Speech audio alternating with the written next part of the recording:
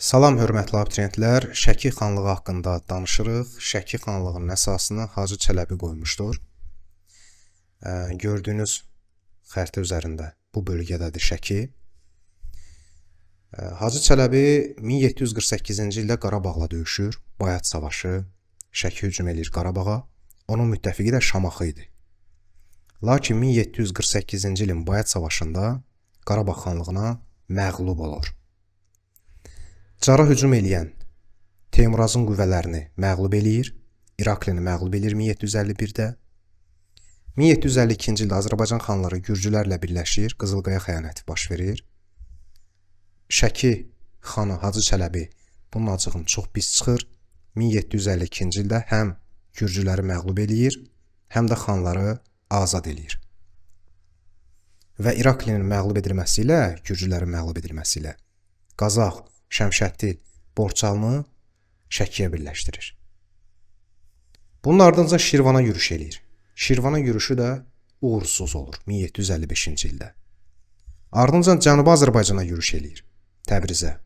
Bu yürüş də uğursuz olur.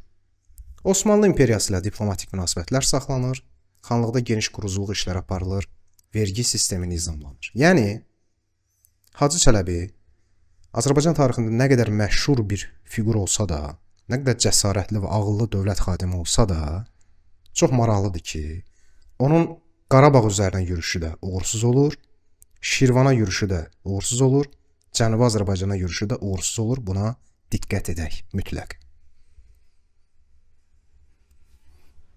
1755-ci ildə Ağa kişi hakimiyyətə gəlir, oğlu Ağa kişi. Amma o sui-qəsd nəticəsində öldürülür. Sonra onun qaynatası Məhəmməd xan hakimiyyətə ələ keçirir. Onun da ölümündən sonra Hüseyn xan gəlir hakimiyyətə.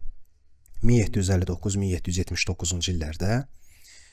Hakimiyyəti dövrü əsasən hakimiyyət uğrunda çəkişmələrlə səciyyəvidir. Baxın, bu cümlə tez-tez testlərdə qarşımıza çıxa bilər. Hüseyn xanın dövrüdür. Quba xanı Fətəli xanla müttəfiqlik əlaqələri saxlanır. Şamaxı xanlığı Şəki və Quba arasında bölüşdürülür. Yəni, bu Qubadır, bu Şəkidir. Burada Şamaxıdır. Şamaxını bunlar öz aralarında bölüşdürürlər. 1767-ci ildə. Bir il sonra Quba Şəkinin əlindəki Şamaxı torpaqlarını da ondan alır. Bunu Quba mövzusunda ətraflı şəkildə keçəcəyik. Və eyni zamanda Quba xanlığından asılığı qəbul edir həm də Hüseyn xan 1769-da. Məhəmməd Həsən xan. Məhəmməd Həsən xan qanunnamə qəbul eləyir. Azərbaycan tarixində Saları Mərzban evlə Məhəmmədlə Həsən padşahlarına oxşar cəhətdir. 1784-cü ildə Osmanlı sarayına Gürcü çarının məğlub edilməsi ilə bağlı məktub göndərir.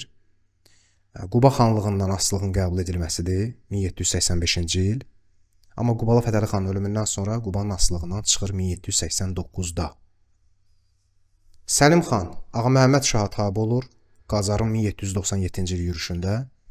1805-ci ildə isə Rusiya ilə Kürəkçay müqaviləsini imzalayır və bu müqavilə ilə Şəki Rusiya imperiyasının tərkibinə keçir. İsmail xan sonuncu Şəki xanıdır, zəhərlənir və sui-qəsd nəticəsində öldürülür. Bununla da Şəki xanlığının daxili müstəqilliyi ləğv edilir, Şəki Rusiya imperiyasına birləşdirilir. Yəni, 1805-ci il Kürəkçay müqaviləsi ilə Şəki Rusiyanın təbəliyini qəbul edir. İsmail xanın ölümü ilə 1819-cu ildə isə Rusiya artıq Şəkinin müstəqilliyini də ləğv edir. Belə, dəyərli abituriyentlər, Şəki xanları haqqında çalışdıq ki, qısa və eyni zamanda mühüm olan məlumatları sizə təqdim edək. İndi isə vəsaitimizdən mövzunu öyrənək. Hər birinizi uğurlar. Hələlik.